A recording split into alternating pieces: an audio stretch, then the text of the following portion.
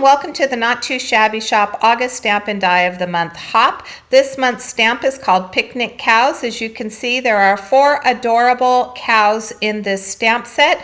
This is an auto ship if you choose to, but you can also purchase the stamp and die at the beginning of the month individually if you choose to. You're just not guaranteed a stamp. I also have the Fall Sunshine 6x6 paper pad, which was part of the box of the month. There are 4 of each design and 24 sheets of paper. Here is a look at some fun Stamper's Journey. This is olive satin ribbon, and then I'll be using these dies from Spellbinders. I've already colored up the cow with the shish kebab and the corn. I chose for my shish kebab the larger pieces to be onions. I also have a mushroom there and some bell peppers. I'm going to align this, and then once I align it, I'll add a little bit of tape to try to prevent any shifting, and then I'll run it through my die cutting machine. I have a piece of pattern paper from the Fall Sunshine paper pad. I'll be using the side that has the yellow polka dots, and I'll be using this small label die. Next, I'm going to take a larger label die and that small one. I'm going to pair them together, aligning them as evenly as I can to create a frame for that polka dot paper. I'll use that olive piece of cardstock to the left to cut my frame. I also off camera stamp my sentiment onto that cardstock. I used some black some black VersaFine ink, and then I heat embossed it with some clear embossing powder. I used the sentiment that said life is a picnic, and then I went ahead and die cut it using the coordinating dies. So here's a look at that frame. Now I'm going to use that same paper pad, and I'm going to try to find something to coordinate with this frame. I wanted to use 2 different pieces here, some bold on the bottom and then something a little bit more subtle at the top. That stripe would have been beautiful. I'm going to look at this hatched piece right here. It's just a little bit too much for me. It's a little bit, I love the paper, but for what I was creating, I didn't quite like it.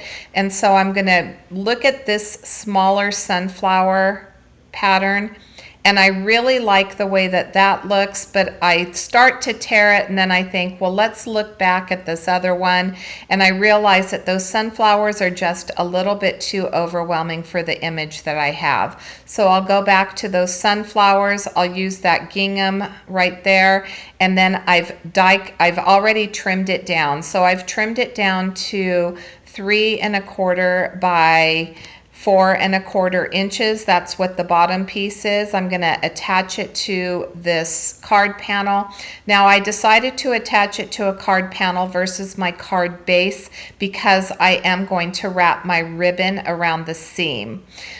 The top gingham is cut to 2 1/4 by 4 1/4 inches. I'll add it to the top, but you could see that I did get a little bit of, I got my paper a little crooked on that card panel, the bottom piece, and so I ended up trimming a 1/4 inch down, and now my panel is actually, the finished panel is 4 by 5, 4 by 5.5 inches. I'm going to use some tape to hold my ribbon in place, so I've cut a piece and I'm wrapping it around, making sure that I'm covering up that seam. I'll add the smaller of the label dies. So here's the pattern paper that we cut out. I'm going to center that. I'm using the 2 points on the left and the right side of that label. I'm centering it on the ribbon. And then for my frame, I wanted to add a little bit of dimension to that. So I'm going to add some foam tape. This is 1/4 inch foam tape. I'll add the 1/4 inch to the top and the bottom, and then I'll roughly, very roughly, cut a piece in half so that I have an 1/8 inch that will fit nicely on the left and the right side. I do have a little bit of trouble aligning, that's my that's the story of my life. I have a little bit of trouble aligning the frame, so because this is glossy paper, there is a little bit of a gloss to it. I'm able to actually pick it up without ruining the paper, thank goodness, and I realign it.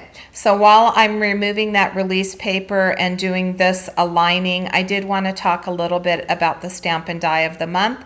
The Stamp and Die of the Month is available on a subscription basis. If you choose to subscribe, there is a discount that goes along with that.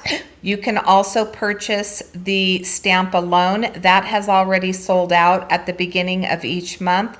And then you have the option to purchase the stamps and dies together, and that option is still available. So there are still some stamp and dies that are available. The dies are super handy because they do cut out those sentiments, as I mentioned earlier, which is one of my favorite things about having those coordinating dies. All right, so I got this aligned. I've added some foam tape to the back of my cow. Off camera, I do have my hot glue gun heating up. That's the way that I like to attach my bows. So I've tied a bow that I'm going to add to this panel, but first I'm going to use my Misti to help me make sure that I get everything aligned properly onto my A2 size card base, and I was able to get that centered just nicely. You can see I have an 1/8 inch reveal on the left and the right side because I did cut my panel down.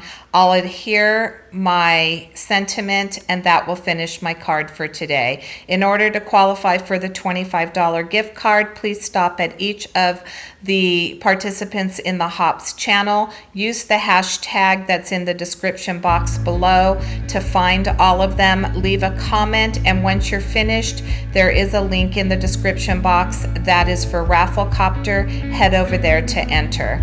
Thank you so much for joining me. Until next time, I hope you have a fabulous day.